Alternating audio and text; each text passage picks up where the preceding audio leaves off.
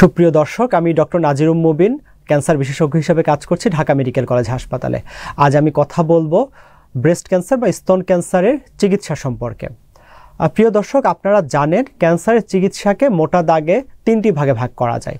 একটি হলো সার্জারি বা অপারেশন, আরেকটি হলো কেমোথেরাপি এবং অন্যান্য থেরাপি যেমন targeted therapy, hormone therapy, immunotherapy, এবং আরেকটি হলো রেডিওথেরাপি বা বিকিরণ চিকিৎসা।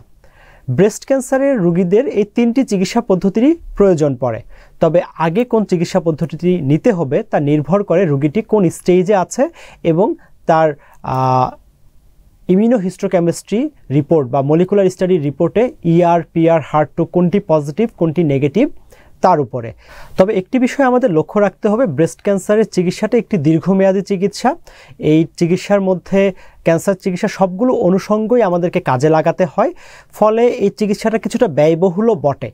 তবে আশার দিক হলো আমাদের বাংলাদেশে ব্রেস্ট ক্যান্সারের যাবতীয় চিকিৎসাই সহজলভ্য, সহজ প্রাপ্য, এবং সরকারি হাসপাতালেও আপনি চিকিৎসাটি নিতে পারবেন। তবে সরকারি হাসপাতালে রেডিওথেরাপির ক্ষেত্রে এবং অপারেশনের ক্ষেত্রে একটা দীর্ঘ অপেক্ষমান সারি আছে।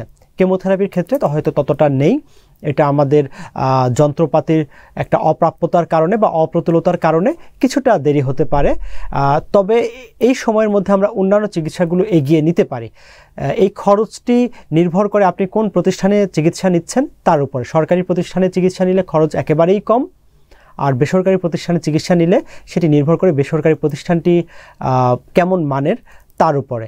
এরপরেও যদি আমরা সরকারি বেসরকারি মিলিয়ে একটা চিন্তাভাবনা করে থাকি, গড়ে ব্রেস্ট ক্যান্সারের রোগীর চিকিৎসার জন্য 2 লাখ টাকার মতো খরচ হতে পারে। একদম রোগ শনাক্তর পর থেকে কেমোথেরাপি, রেডিওথেরাপি, হরমোন থেরাপি সব কিছু যদি সরকারি, কিছু সরকারি কিছু বেসরকারি আমরা নেই, সব কিছু মিলে 2 বা 2.5 লাখ টাকার মতো খরচ হতে পারে।